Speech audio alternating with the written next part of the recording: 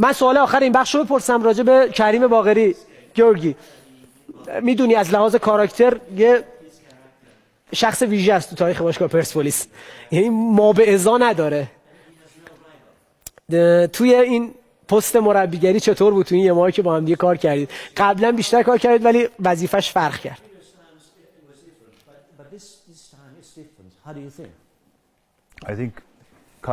به نظرم کریم باقری واقعا نمونه است در فوتبال ایران.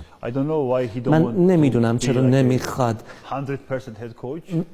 مثل یک سرمربی 100% بازی رو اداره بکنه، ولی واقعا شخصیتش واقعا برای مربیگری بسیار خوبه. به نظر من کریم باقری این دفعه عملکرد بهتری خواهد داشت.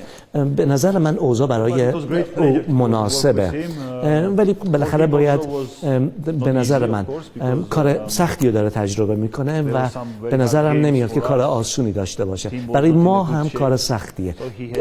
تیم الان در وضعیت بسیار خوبیه و ما به نظر من به همراه مربی تصمیمات مهمی رو باید بگیریم. به نظر من بازی رو خوب اداره کرد، تیم رو خوب اداره کرد. خوب اداره کرد، تو شرایط سختی هم بود انصافا. به نظر منم تونست جمع کنه این چند تا بازی رو و گفتم تنها کسیه که نمیخواد نفر اول باشه تو فضایی که همه تو فوتبال هم میخوان نفر اول باشن، تنها کسیه که نمیخواد نفر اولیه باشگاه و تیم باشه.